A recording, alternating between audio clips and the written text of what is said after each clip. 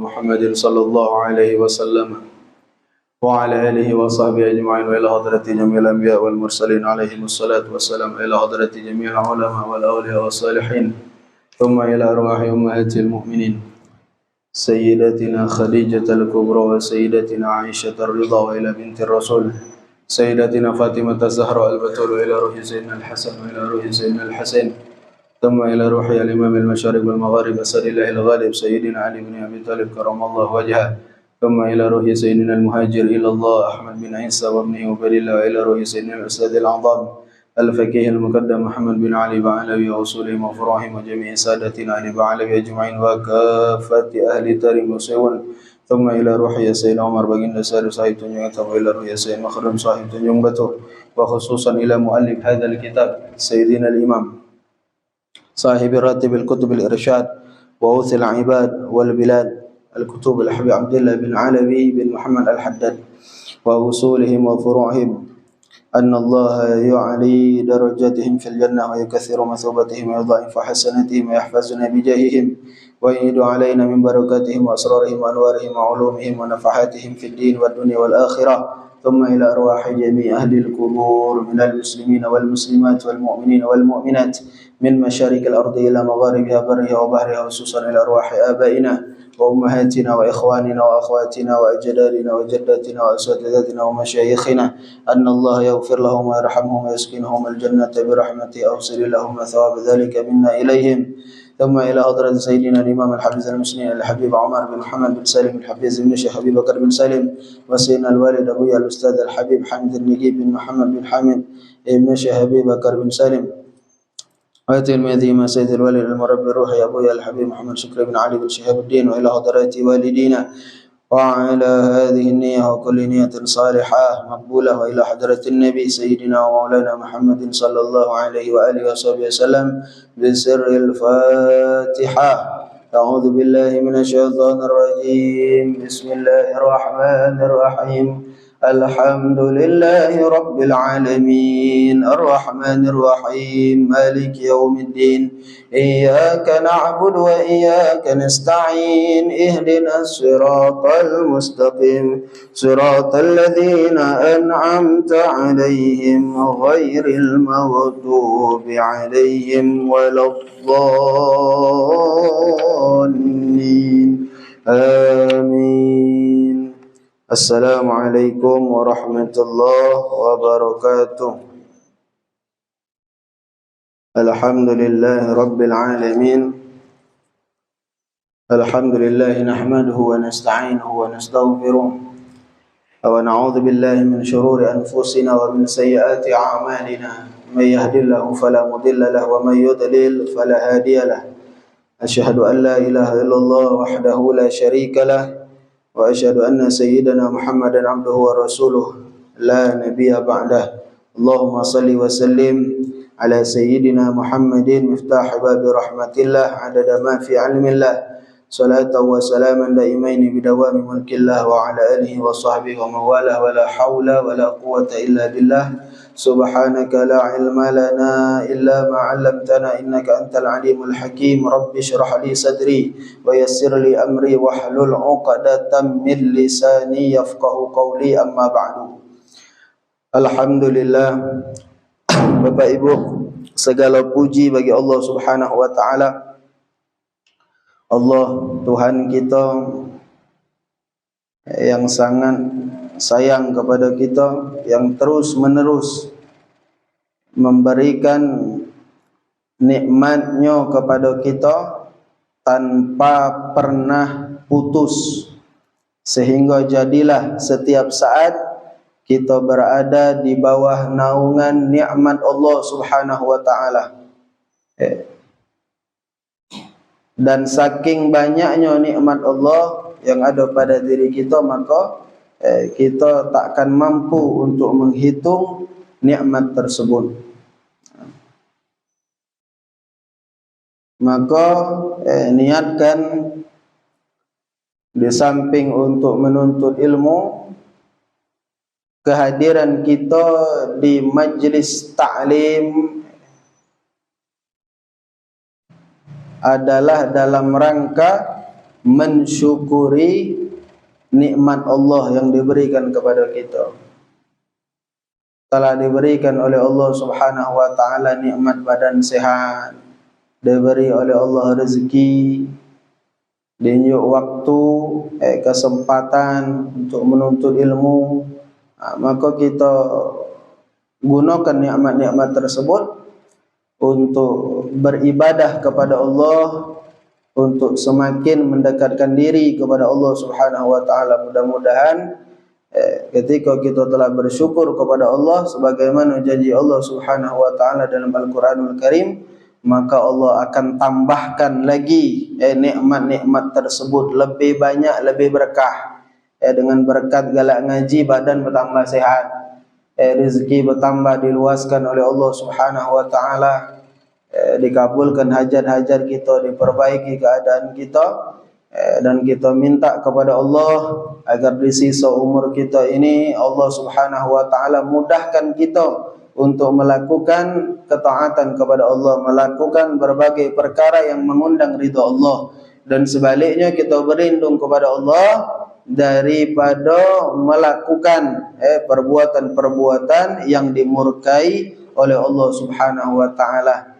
Kita memohon kepada Allah sisa umur kita ini jadi umur yang berkah, dan akhirnya kita minta diwafatkan oleh Allah dalam keadaan husnul khatimah. Amin ya rabbal alamin. Bapak Ibu jamaah yang dirahmati Allah Subhanahu wa taala, pada pertemuan-pertemuan kemarin pengajian kita, kita belajar kitab fikih Matan Ghayah wa Takrib.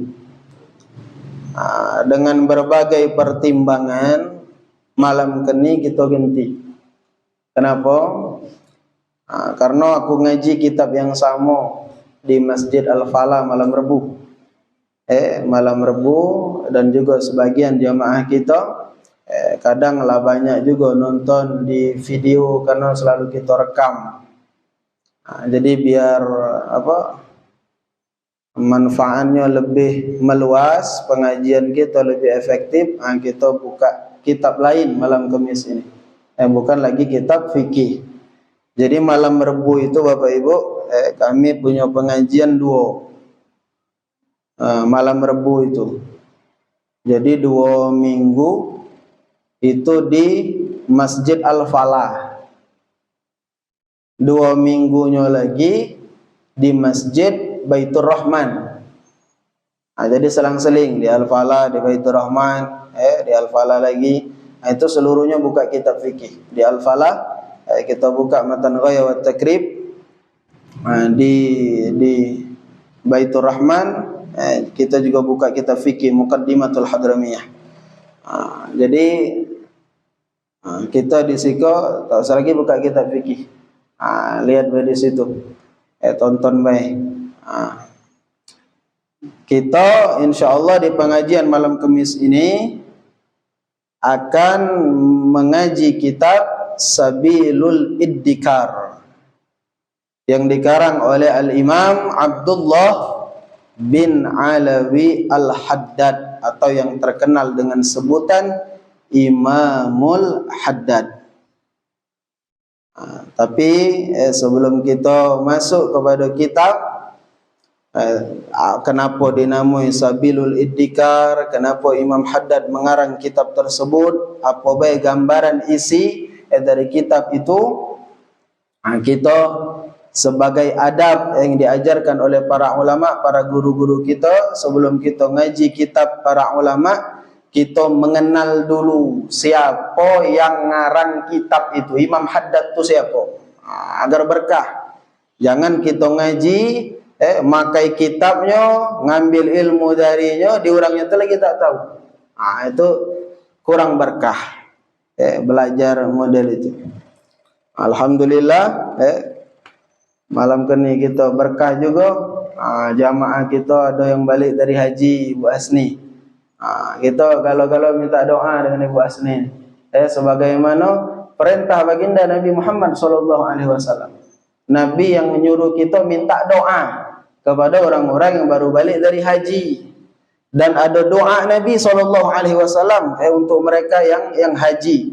Apa doa Nabi? Allahumma ghafir lil hajj. Ya Allah, ampuni orang-orang yang haji, ampuni orang yang pergi haji, ampuni orang yang balik haji. Waliman istaghfara lahul hajj, dan orang-orang yang dimintakan ampun oleh orang haji. Jadi doa Nabi itu pertama, Nabi mendoakan orang-orang yang pergi haji, dan yang kedua Nabi mendoakan orang-orang yang didoakan oleh orang haji. Jadi minta doa, bos nih kami kena doakan galau. Doakan galau, terutama doa agar diampuni oleh Allah Subhanahu wa taala. Pokoknya segala doa yang baik ini makbul. Doa orang haji itu makbul, diijabah oleh Allah Subhanahu wa taala. Dan sebenarnya kalau kita yakin ini Bapak Ibu, yang berdoa itu bukan orang haji, bukan Ibu Hasni sebenarnya yang berdoa. Beliau ini cuma manjangkan lisan baginda Nabi Muhammad SAW. Yang berdoa siapa? Nabi. Kan Nabi yang berdoa tadi, Allahumma ghafir lil hajj wa liman istaghfara lahul hajj. Yang berdoa itu sebenarnya Nabi secara hakikat. Jamaah haji ini nyambungkan tadi doa Nabi SAW. Jadi pasti mustajab doa itu. Maka banyak-banyaklah minta doa dari mereka. Malam kan ni ada jamaah baru pula gitu. Pengantin baru. Rodin. Indah alamat. So ngaji di Al-Pala, bakari ngaji di Biko. Baik Bapak Ibu rahimakumullah. Sebelum kita berbicara tentang siapa itu Imamul Haddad, kami ingin mengutip satu hadis yang diriwayatkan Imam Muslim dari pembantunya Rasulullah sallallahu alaihi wasallam yang bernama Sayyidina Anas bin Malik radhiyallahu anhu. Jadi Sayyidina Anas bercerita,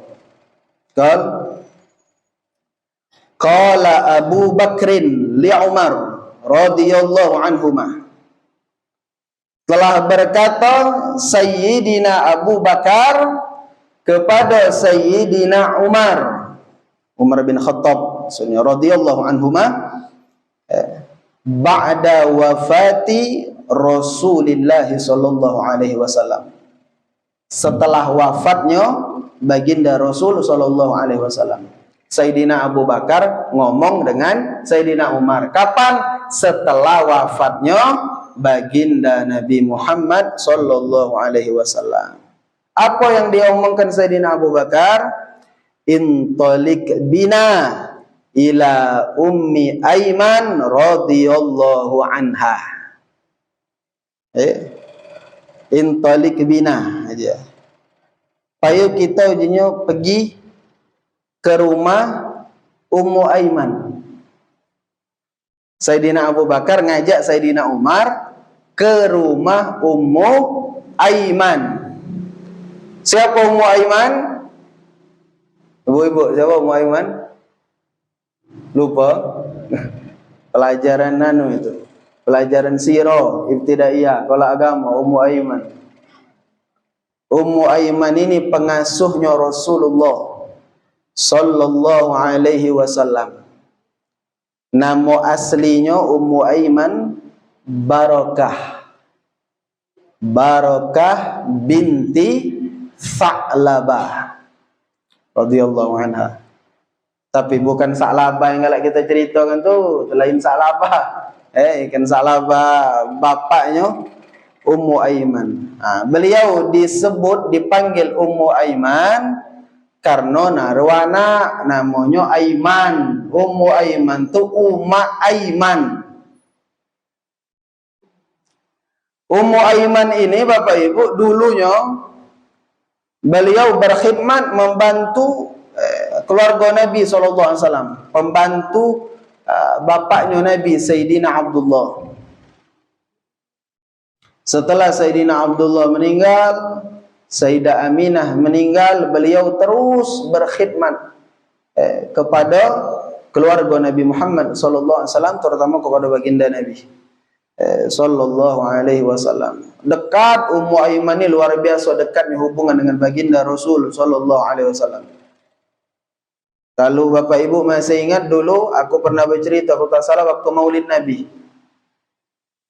Bagaimana Ummu Aiman mendampingi Rasulullah ketika ibunda beliau Sayyidah Aminah radhiyallahu anha meninggal di tengah perjalanan itu. Dari ziarah ke bapaknya meninggal di tengah jalan. Di situ kisahnya sangat sedih gitu. Dulu kalau kita ceritakan guru-guru kita pasti kita nangis. Bagaimana baginda Nabi SAW anak yang masih kecil menggali kubur ibunda beliau dengan tangannya. Di samping itu Ummu Aiman nangis menyaksikan itu.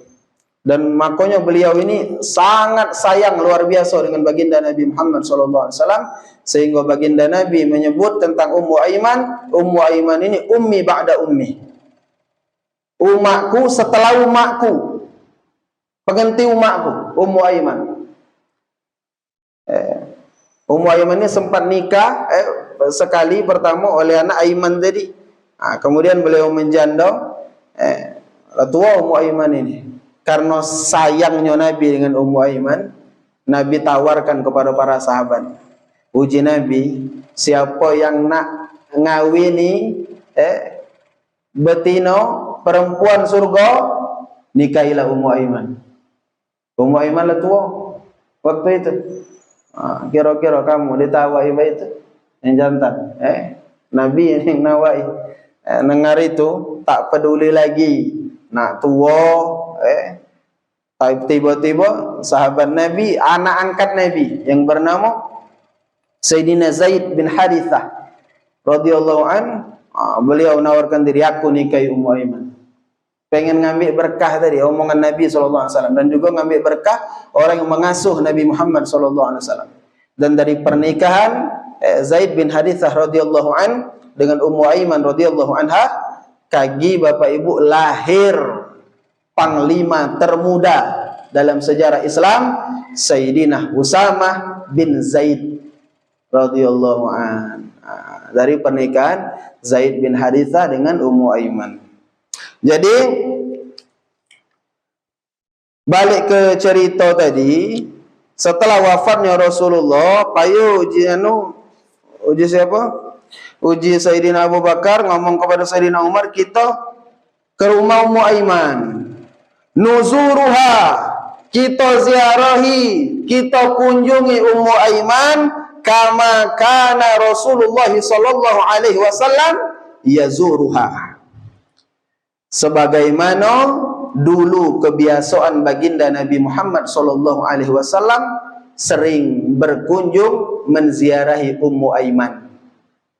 Nabi yang lagi hidup rajin ngari Ummu Aiman. Nah, maka ini termasuk pelajaran untuk kita Bapak Ibu. Kita punya orang tua, punya guru, mereka telah wafat dan mereka punya kebiasaan, punya amalan, misalnya galak berkunjung kepada si fulan, baik dengan si fulan.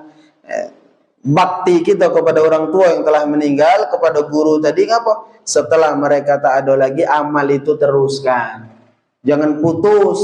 Inilah yang dilakukan oleh Sayyidina Abu Bakar dengan Sayyidina Umar. Pejo kita ngari Ummu Aiman. Jangan baitu Nabi lah wafat, tak naruh lagi orang kerawan dengan Ummu Aiman. Tak naruh lagi yang nyengok Ummu Aiman. Kita melanjutkan amalan baginda Nabi SAW. Pergi orang dua ini. Falamma intahaya ilaiha, baik itu sampai orang dua ini ke rumah Ummu Aiman, melihat Sayyidina Abu Bakar dengan Sayyidina Umar, bakat. Ummu Aiman nangis. Beliau menangis.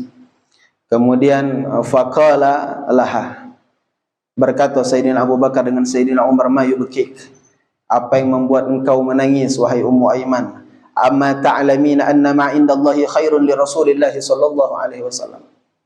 Tak usah ditangisi baginda Rasul. Nabi memanglah wafat, tapi Nabi Bakari lemah. Nabi sudah bersama Allah Subhanahu wa taala. Posisi Nabi Bakari lemah, lebih lemah ketika Nabi di dunia. Jadi tak usah kau nangis, Ummu Aiman. Dihiburnya oleh Sayyidina Abu Bakar dengan Sayyidina Umar. Apa dijawab Ummu Aiman? Faqalat inni la abki anni la a'lamu anna ma indallahi ta'ala khairun li Rasulillah sallallahu alaihi wasallam. Aku nih bukan tak tahu je, bukan aku nangiskan baginda Rasulullah sallallahu alaihi wasallam. Tahu aku Nabi kan bakari lebih lemak dibandingkan ketika di dunia. Beliau telah bersama Allah Subhanahu wa taala. Tahu aku nih Jumaiman, bukan tak tahu. Yang ku tangiskan tu bukan itu. Walakin akan tetapi abki, aku menangis, annal wahya kadin qata'a minas sama. Aku nangis iko ni kalau Nabi la wafat berarti wahyu terputus.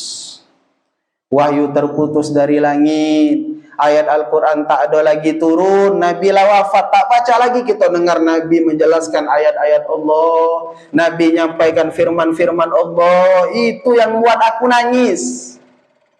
Menabi itu yakin aku dan lemak Pak Kari ini. Lebih lemak. Beliau lah meninggal ini. Tapi kita ni, nasib kita ni Jumaiman, karena Nabi tak ada lagi, dengar nasihat Nabi tak baca lagi, dengar wahyu tak baca lagi. Dengar itu Bapak Ibu, fahayyajadhuma alal bukai. Beguncang badan Sayyidina Abu Bakar, beguncang badan Sayyidina Umar. Faja'ala baikiyani ma'aha. Maka kemudian keduanya menangis bersama Ummu Aiman. Nangis segala orang tiga. Rawahu Muslim. Hadis ini diriwayatkan Imam Muslim. Bapak Ibu rahimakumullah, ingin kami sampaikan ini. Kami teringat apa yang pernah disampaikan guru kami Sayyidul Walid Al-Habib Muhammad Syukri bin Ali bin Syihab. Kata beliau, kita ni kadang sedih. Ada ulama, ada kiai meninggal sedih. Ya wajar, sedih itu lah sesuai kita sedih. Karena disebutkan di dalam riwayat, man lam yahzan bimautil alim fahuwa munafik. Barang siapa yang tak ada sedih, ada orang alim, orang berilmu, kiai, ulama meninggal, dia tak sedih, fahuwa munafik, itu orang munafik. Kiai mati tak sedih. Padahal matinya ulama itu musibah bagi dunia. Nah, musibah yang besar bagi alam semesta. Nah, maka kata guru kami, ya boleh kita nangis, bersedih. Tapi sebenarnya yang lebih patut disedihkan tadi sebagaimana apa yang diucapkan Ummu Aiman. Bukan berpisahnya kita dengan mereka tadi baik. Mereka tu pasti guru-guru kita, ulama, kiai, para habaib lah lemak mereka ninggalin. Lebih lemak daripada ketika mereka di dunia. Tapi kita ikut ni, nasib kita. Nak ke mana ngaji? Itu. Yang disedihkan Ummu Aiman tu. Kita ikut ngaji. Ke mana pula? Kiai si fulan lah tak ada lagi. Ustaz fulan tak ada lagi. Ke mana kami kena ngaji?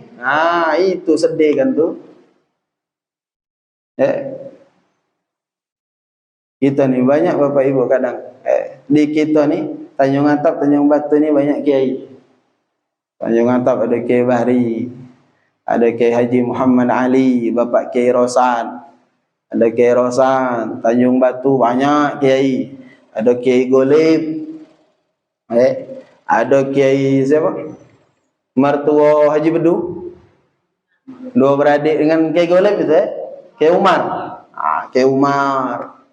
Dulu ada ustaz besar Kiai Haji Muhammad Zain. Banyak kiai terkenal. Kiai di daerah kita ni terkenal. Pokok Penesak, Tanjung Batu dan sekitarnya ni kampung kiai. Di Sri Bandung ada Kiai Anwar dengan anak-anaknya, Kiai Galo, Kiai Dumyati, Kiai Farul Rozi, Kiai Darukutni. Tanjung Jirim ada Kiai Umar Abdul Hasan. Banyak kiai. Sehingga terkenal daerah kita ni di luar, kampung kiai. Aku terkenang Bapak Ibu waktu tes masuk IAIN 2007, ada tes baca Quran, kemudian tes imla, nulis Al-Quran. Begitu masuk ruangan, ditanya oleh orang ngetes tadi, dari mana ya aslinya? Uji ku Tanjung Atap. Dengar Tanjung Atap tuh, dah aja keluarlah. Kampung Kiai, pasti baca budak itu yang baca Quran. Pasti menaya urusan nulis Quran, imla, itu kecil. Apa? Pakam-pakam, orang tengah batu itu pakam-pakam. Itu kampung Kiai. Tak tahu apa baca ni anakku dari misalnya. Baik itu aku keluar adalah kancoku. Kanco tes. Masuk IAIN. Ujo, bak mana? Bak kau lah keluar cepat. Kau cerita kan. Oh, baik teh. Jadi dia masuk ke dalam ibu-ibu, ngaku juga budak tengah top. Teng batu. Alhamdulillah. Untung percaya dosen tadi tu. Udah juga dites. Wah, itu mau nama orang diri ini keramat nih. Luar biasa karena terkenal kampung Kiai dan berlalu aku bertemu orang-orang tua, bertemu orang-orang diri ngalam. Oh, can dulu uji Kiai fulan, uji Kiai fulan. Nah, itu bagus Bapak Ibu. Cuma sayangnya kita ngalam mereka telah mati. Lah mati. Kutanya cerita dengan orang lama dulu. Dengan apa? Mengatok di laut itu. BBR. Kiai Golib dulu apa ngaji, cawisan dulu di rumah beliau itu di atas. Rumah kayu. Katanya dulu orang berapa galak ngaji Kiai Golib ya baik ya orang 4 orang 5 tak ngaruh nak ngaji. Mereka lah mati itu ya di alam pakamangan. Oh dulu. Kalau bakar tiap tahun di Tanjung Atap ada Kiai Bahri, tiap tahun ada haulnya. Oh banyak di alam. Oh Kiai Bahri dulu baik itu dan lagi hidup 3 hari lagi dah.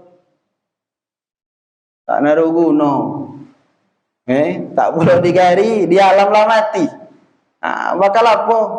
Dan lagi itu tuh gari. Kita ni rugi besar sebenarnya. Ngapa? Di kampung kita ini banyak kiai. Tapi ya tak ada kita ambil manfaat dari keberadaan mereka. Lah mati baru di alam. Lah mati baru nyesal. Tak naruh guna lagi. Maka Bapak Ibu rahimakumullah, manfaatkanlah. Apa kalau di tempat kita masih ada tempat untuk belajar, manfaatkanlah. Sebelum ilmu itu benar-benar diangkat oleh Allah Subhanahu wa taala. Karena Allah mengangkat ilmu itu bukan berarti dengan menghilangkan ilmu itu dari muka bumi, tapi dengan mewafatkan orang-orang alim. Sehingga baik orang alim lah habis segala, nimbullah yang bukan kiai, ngiyai. Yang ikut berfatwa baik itu lah kacau. Kacau. Uji yang itu baik itu, uji itu baik itu. Salah kalau kiai kita ni habis sudah, tak ada lagi kiai tempat kita ni. Yang ada ngiyai banyak. Maka manfaatkanlah. Ajarkan anak-anak kita dari kecil cinta kepada ulama, cinta kepada orang-orang soleh. Imam Ghazali terkenal. Kita hampir seluruh kita tahu dengan Imam Ghazali, tak tahu cerita hidupnya, tak tahu siapa Imam Ghazali itu. Paling tidak minimal sekali dalam hidup ikon ini pernah terdengar Imam Ghazali. Ini saking terkenalnya ulama ini, luar biasa. Imam Ghazali. Nama Imam Ghazali itu Bapak Ibu Muhammad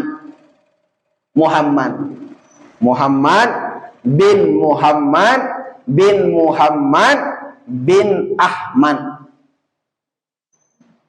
Beliau tinggal di kampung Ghazala. Nama tempat kampung beliau itu Ghazala. Maka disebutlah Imam Ghazali. Maksudnya imam yang berasal dari kampung Ghazala. Imam Ghazali. Nama aslinya siapa? Muhammad. Lemak ngapal kayaknya Muhammad bin Ahmad. Nah Imam Ghazali ni dua beradik. Naruh adik, nama adiknya Ahmad. Baik itulah nama keluarga. Beliau namanya Muhammad, adiknya Ahmad, Al-Imam Ahmad Al-Ghazali. Ini luar biasa, jadi ulama kalau. Kami teringat dulu Kiai Abdullah Zawawi Satu hilir. Jadi beliau, orang jadi kiai itu dua. Mentak dia keturunan kiai, memang ngompo kiai. Ngapa budak iko jadi kiai? Gedenya kiai, moyangnya kiai, ngompo kiai. Nah, itu pertama jika Zawawi. Yang kedua, dia bukan berasal dari keluarga kiai, omponya bukan ompo kiai, tapi bapaknya atau gedenya atau munyangnya pasti cinta dengan kiai. Pecinta ulama, cinta dengan orang soleh. Nah inilah yang kedua, inilah Bapak Ibu yang terjadi dengan Imam Ghazali. Imam Ghazali tadi bapaknya Muhammad itu bukan kiai. Ngapa bukan kiai, naruh anak dua jadi ulama besar kalau. Sampai hari kini kitab Imam Ghazali masih kita pelajari. Amalnya panjang. Bapaknya dapat juga itu. Oleh ngapa lah? Bapak Imam Ghazali ini Muhammad tadi rajin pergi ngaji, cawisan, majelis taklim rajin, dan setiap kali beliau hadir dalam suatu majelis, dengar Ustadz Kiai ngomong itu, dilihatnya dia berdoa dalam, ya Allah, jadikan anakku pecak kiai kau ni. Ya Allah, jadikan anakku pecak ustaz kau ni, diijabah oleh Allah Subhanahu wa taala. Naruh anak kiai, bukan sekedar kiai, jadi ulama besar anaknya. Naruh anak kedua itulah. Tapi hebat galau, Imam Muhammad Al-Ghazali dan Imam Ahmad Al-Ghazali. Nah jadi pak itu, kalau kita kepengen naruh anak cucung kiai, kita ni bukan kiai, lah kecil kan nak jadi kiai itu, bukan nompo kiai pula, tapi kau pengen naruh anak kiai, naruh anak penghafal Al-Quran. Bagaimana caranya? Cinta dengan kiai, cinta dengan penghafal Al-Quran. Nah kata Kiai Zawawi, insya Allah Allah jadikan anak cucung kita ada jadi kiai, ada jadi penghafal Al-Quran. Luput anak cucung. Aku terkenang terus omongan Kiai Zawawi. Nah, maka kenalkan Bapak Ibu dari kecil anak kita dengan ulama. Maka kita diajarkan baginda Nabi SAW, budak kecil kupek baik itu lahir bawa ngari kiai, ditahnik oleh kiai. Agar apa? Dari kecil dia terbiasa berdekatan dengan orang soleh. Apa manfaatnya kita berdekatan dengan orang soleh, kenal dengan mereka, bergaul dengan mereka? Baginda Nabi Muhammad SAW bersabda dalam sebuah hadis yang diriwayatkan oleh sahabat Nabi Sayyidina Abu Musa Al-Ash'ari radhiyallahu anhu, anna Nabi SAW qala, Nabi bersabda, al-mar'u ma'a man ahab. Seseorang itu bakal dikumpulkan bersama orang yang dia cintai. Di akhirat lagi kita milu rombongan mereka. Dengan berkat cinta kepada mereka. Adalah yang bertanya dengan Nabi, kila lin Nabi SAW, ar-rajul yuhibbul qaum wa lam yalhaqu bihim. Ada yang bertanya kepada Nabi, mana ada seseorang yang dianya yuhibbul qaum, mencintai suatu kaum, cinta dengan kiai, cinta dengan habaib, cinta dengan ulama, walamma yalhaqu bihim, padahal dia ini berbeda dengan kaum yang dicintainya tadi. Cinta dengan kiai, dia kiai bukan. Cinta dengan orang soleh, dia bukan orang soleh. Tapi cinta dengan orang-orang baik ini dia agam, senang. Padahal ilmunya jauh dengan mereka, amalan mereka jauh, akhlak mereka tak teparak-parak, tapi cinta. Nah, bagaimana? Uji sahabat ini bertanya dengan Nabi. Apa dijawab Nabi? Sekali lagi Nabi menjawab, al-mar'u ma'a man ahab. Seseorang bakal dikumpulkan bersama dengan yang dia cintai. Kita kan jadi dengan amal kita dikit, dosa banyak, nah, bagaimana kaki cara nak selamat di akhirat kaki? Nah, cinta dengan orang baik ni, cinta, sambungkan diri kita dengan mereka agar kaki di akhirat masuk rombongan mereka. Berombongan, kirimi mereka Fatihah, kenalkan anak-anak kita dengan mereka, doakan mereka. Dan kata pesan guru kami Sayyidil Habib, Muhammad Syukri bin Ali bin Syihab, kalau di kampung kamu ada kiai Syekh Fulan, kata beliau, kamu tak bertemu lagi, tak naruh bagian nak bertemu itu. Kamu besar, mereka lah wafat. Nah, bagaimana caranya nyambung keberkahan itu? Kata beliau, cari orang-orang yang dulu pernah bertemu dengan mereka, yang galak duduk dengan mereka. Maka aku ni galak kogari, ibu-ibu, orang-orang baik itu tu. Termasuk yang galak kogari, umak mangga ujang gini. Umak beliau gini. Aku pun ngaji, sudah ngaji begede haji dilanggar ke Jatul Hamid itu. Kadang sehingga kogari beliau itu. Ngapa? Karena beliau itu dulu mudanya galak ngaji dengan siapa? Kiai Dumyati. Kiai Dumyati itu anak Kiai Anwar. Dan beliau banyak bertemu kiai-kiai di zamannya. Oh, bertumpuk sebaiknya. Naruh amalan di rumah. Aku pinta enggak aja. Amalan dengan itu. Ikut tulisan tangan Kiai Dumyati. Jadi aku minta nak milu ngamalkan. Ngapa? Kita tak bertemu langsung dengan Kiai Dumyati, bertemu dengan Kiai Dumyati. Aku cari orang siapa yang pernah bertemu Kiai Bahri. Kalau Kiai Bahri masih bertemu aku. Bertemu Kiai Muhammad Ali siapa, bertemu Kiai Anwar siapa, cari ziarah, kunjungi rumah-rumah mereka. Aku rumah kiai-kiai di Tanjung Atap Batu ini lah ke Garigalo. Bahkan banyak aku tunjuk kitab-kitabnya oleh keluarga mereka itu. Termasuk rumah Kiai Haji Makmun, rumah Kiai Haji Muhammad Zain, rumah Kiai Anwar. Di Garigalo. Karena tadi pengen nyambung keberkahan dengan mereka. Karena sadar kita nih, aku nih siapa, kita nih bukan siapa-siapa. Nah, nak milu perahu mereka tuh gitu. Nak milu rombongan mereka. Jadi laju panjang aku tuh bercerita. Isa yang berapa? Balik ke apa? Tentang Imamul Haddad. Pengarang kitab ini, Bapak Ibu, nah yang akan kita kenal. Kita nak mengenali siapa yang ngarang kitab yang bakal kita pelajari ini. Jadi nama beliau ini Al-Imam Abdullah bin Alawi Al-Haddad. Termasuk anak keturunan baginda Nabi Muhammad SAW. Nah, kita beruntung orang Palembang nih, dalam kaitannya dengan Imam Haddad. Ngapa? Di Palembang itu di 1610 ada kuburan cicit langsung Imam Haddad. Namanya Habib Hamid. Kami di Palembang nyebutnya Buyut Hamid. Nama Imam Haddad tadi Abdullah.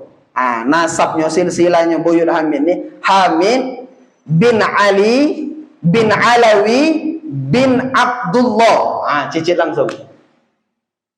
Cicit langsung. Kuburnya di 16 Ulu. Di 16 Ulu itu ada perkampungan, kawasan namanya Kampung Assegaf. Di belakang situ makam beliau, Buyut Hamid.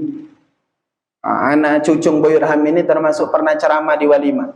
Habib Ali Karrar Al-Haddad. Cicitnya Buyut Hamid. Dan Imam Haddad ni Bapak Ibu sebenarnya tak ada asing bagi kiai-kiai kita dulu. Tak ada asing. Karena ada satu karangan Imam Haddad yang lazim dipakai amalan itu oleh orang-orang kita. Kamu tahu kitab Perukunan Melayu? Kitab Perukunan Melayu. Ada lagi kitab Majmu' Syarif. Di Perukunan Melayu, di Majmu' Syarif, bukalah kamu di situ ada Ratibul Haddad. Ratib Haddad. Nah, itu kumpulan zikir-zikir. Bukan dikarang oleh Imam Haddad. Itu zikir seluruhnya dari Nabi Muhammad SAW. Imam Haddad itu ngumpulkan baik. Maka dinamai Ratib. Ratib itu maksudnya susunan. Susunan Imam Haddad. Imam Haddad tadi nak memudahkan kita. Zikir Nabi itu banyak. Ada di kitab Iko, ada di kitab itu. Dikumpulkannya agar kita tidak lagi payah. Dibuat beliau susunan. Jadilah Ratibul Haddad. Kiai-kiai kita banyak dulu ngamalkan. Jadi Imam Haddad ini bukan sosok yang asing sebenarnya. Bagi masyarakat kita nih, kiai-kiai kita dulu sangat mengenal Imam Haddad, bahkan ngamalkan amalan Imam Haddad. Nah, cuma mutus. Ikan ini mutus.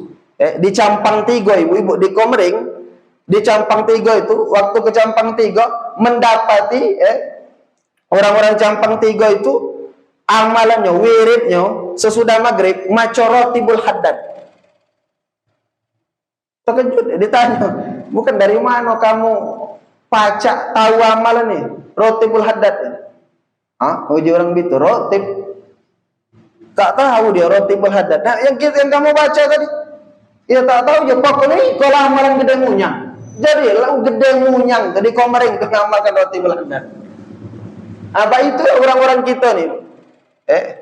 Banyak Bapak Ibu. Astaghfirullah Rabbal baraya, astaghfirullah minal khotoya. Kalau kita baca itu di mana? Di Rotibul Haddad. Aduh, Rotib Imam Haddad. Kita kalau berqasidah bersolawat, ya Sayyidi ya Rasulullah, ya man lahul ja'indallah. Siapa yang ngarang? Imam Haddad. Ada qad kafani ilmu rabbi min su'ali wa khtiyari. Bila dinyanyikan budak-budak kecil. Siapa yang nyusun? Imam Haddad. Ini ulama ini luar biasa. Beliau ini ada cicit di Palembang. Cicitnya tadi Buyut Hamid. Buyut Hamid ini hidup di zaman Sultan Palembang, namanya Sultan Muhammad Bahauddin. Sultan Palembang itu banyak.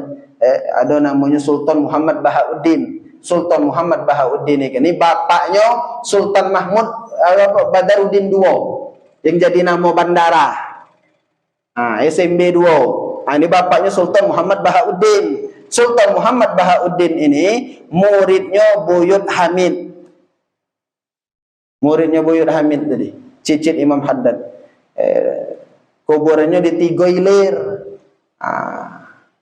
Jadi betua kita di Palembang ini. Ada cicitnya Imam Haddad. Imam Haddad ini ngapo dinamai digelari Al-Haddad. Al-Haddad itu sebenarnya gelar gede munyang beliau. Gede munyang beliau ada yang namanya Ahmad bin Abu Bakar. Ahmad bin Abu Bakar ini disebut Al-Haddad gelarnya. Arti Al-Haddad tuh Bapak Ibu, tukang pandai besi. Arti Al-Haddad tuh. Ngapa beliau dijuluki Al-Haddad? Karena hari-hari duduk bergaul dengan rombongan tukang pandai besi. Akhirnya dijuluki orang Al-Haddad, tukang pandai besi. Tapi juga ada ulama yang berpendapat beliau itu Al-Haddad kalau tukang pandai besi, melunakkan besi, melembutkan besi yang awalnya keras jadi lembut sehingga pacak diolah. Nah, Al-Haddad yang gedenya Imam Haddad tadi itu melunakkan hati yang keras menjadi hati yang lembut, hati yang takut kepada Allah. Tapi sama-sama Al-Haddad. Jadi anak cucung keturunannya seluruhnya digelari Al-Haddad. Jadi kamu akan bertemu orang ada gelar di belakang Al-Haddad, berarti anak cucung ini Imam Al-Haddad. Nah, Bapak Ibu rahimakumullah, belum Isya. Belum Jam berapa Isya? 20. Baik, ada cerita tentang Imam Al-Haddad ini. Jadi tentang gelar pandai besi tadi, suatu hari ada budak kecil disuruh bapaknya, uji bapaknya, ikoni bawa ke Haddad, Al-Haddad. Maksudnya ke tukang pandai besi. Tak kenya parang, buat parang. Jadi Al-Haddad itu banyak di Teng Pinang. Itu tukang pandai itu Al-Haddad galau Teng Pinang itu. Ikoni bawa ke Al-Haddad. Maksud bapaknya di Al-Haddad itu ya tukang pandai ni kan. Tak benarnya pisau ikan ni. Ya dia anaknya budak kecil dibawanya ibu-ibu bukan ngari Al-Haddad tukang pandai besi, ngari Imamul Haddad. Ngari Imam Haddad. Imam Haddad tu kiai. Jadi dusun tu ada Al-Haddad digelari. Sangkai Al-Haddad ini dibawa. Teteknya rumah mang aja bahasa diri. Datang dibuka Imam Haddad ngapa? Ikan aja bapak tu. Kenyo. Imam Haddad nih kiai, gelarnya baik Al-Haddad. Baik itu melihat itu Imam Haddad langsung paham, budak ini disuruh bapaknya pasti salah gari. Cuma akhlak Imam Haddad tadi Bapak Ibu endo, dia omongkan kau tuh salah orang. Bukan Al-Haddad tuaku, kan tukang pandai. Oh iya, siko Imam Haddad, siko besi itu siko. Diterima Imam Haddad. Yo, uji bapak tuh hari apa sudah? Imam Haddad hari itu Imam Haddad sebenarnya. Yo balik udah tadi balik. Sudah balik ke rumah lah sudah aja bapaknya. Sudah akan tunjukkan berapa hari setelah itu sesuai janji digari tadi. Ambillah aja bapak tadi pisau kemari diambilnya. Bapaknya nunggu heran ya Bapak Ibu itu budak dibalik datangnya tuh dari arah lain. Kira-kira rumah tukang pandai itu budak datang dari itu. Jadi bapaknya bedelau bapaknya bukan digarinya nih Imam Haddad. Imam Haddad tuh ulama besar guru bapaknya. Bukan uji bapaknya. Pas datang tuh malikin duit pula. Ngapa uji bapaknya upah? Tanda jadi upah. Orang pandai itu siapa ya? Bapak bilang kau gari itu siapa? Diceritakan Al-Haddad aja. La ilaha illallah. Uji bapaknya tuh kiai kok. Lain Al-Haddad. Digari bapaknya tak lemah minta maaf dengan Imam Al-Haddad. Imam Al-Haddad lah tahu ikan salah gari. Tak apa-apa Imam Haddad, tak apa-apa. Lah sudah kan pisau. Ini akhlak-akhlak ulama Bapak Ibu rahimakumullah. Tak ada merasa kebesaran. Jadi Imam Haddad ini Bapak Ibu rahimakumullah, beliau lahir malam Kamis tanggal 5 Safar tahun 1044 Hijriah. 1624. Dan beliau wafat dalam usia 89 tahun. Tahun 1132 Hijriah. Atau kalau Masehinya 1712 Masehi. 1700-an beliau wafat. Ikalah tahun berapa? 2000 berapa ikan? Lah berapa ratus tahun jadi Imam Haddad ini. Habis saya waktu barangkali minta maaf hari ini malam ini belum masuk ke kitab. Kita nyaritakan riwayat Imam Haddad ini kayak insyaallah malam Rabu berikutnya kita lanjutkan ini cerita Imam Haddad ya. Kita udah lagi bicaranya. Berkah Bapak Ibu. Berkah. Kita menyebutkan cerita kiai, cerita ulama, ikan turun rahmat untuk kampung ikan. Untuk rumah masjid ya pun musola ikan orang-orang diam di kalangan ikan malam kini dapat rahmat Allah Subhanahu wa taala. Nah, kok diceritakan di kampung ini riwayat Imam Haddad. Kalau diceritakan riwayat hidup orang soleh tanzilur rahmat. Turun rahmat. Jadi gala-gala diceritakan di rumah kita sebutkan royat kiai pulan, cerita sepulan di anak-anak kita. Rumah berkah, turun rahmat dari Allah Subhanahu wa taala. Jadi barangkali itu baik dulu untuk malam kini. Jadi insyaallah Bapak Ibu kita bakal baca kitab Sabilul Idikar. Kitab Sabilul Idikar itu tentang apa? Nyeritakan umur kita ini. Kita lahir ke dunia ini nak disuruh ngapo oleh Tuhan tuh, disuruh ngapo. Nah, terus apa yang nak kita gawe? Jadi bercerita hidup kita ini. Sebagai persiapan kita nak mati, bakal mati kalau kita gini. Maka kita belajar kitab ini biar kita tak ada salah arah, tahu kita diciptakan oleh Allah ini nak ngapo, agar kita tak ada tertipu oleh dunia insyaallah. Barangkali itu baik dulu. Kita tutup dengan istighfar dan astaghfirullahalazim. A'udzu billahi minasyaitonir rajim. Bismillahirrahmanirrahim. Alhamdulillahi rabbil alamin. Allahumma shalli wa sallim ala sayidina Muhammad wa ala alihi washabihi ajma'in. Allahumma ighfir li ummati sayidina Muhammad. Allahumma arham ummata sayidina Muhammad. Allahumma astur ummata sayidina Muhammad. Allahumma jibur ummata sayidina Muhammad bihaqqi sayidina Muhammad wa ali sayidina Muhammad. Wa sallallahu ala sayidina Muhammad wa ala alihi washabihi wasallam. Alhamdulillahi rabbil alamin. Subhanakallahumma wa bihamdika asyhadu an la ilaha illa anta astaghfiruka wa atubu ilaik. Assalamu alaikum warahmatullahi wabarakatuh.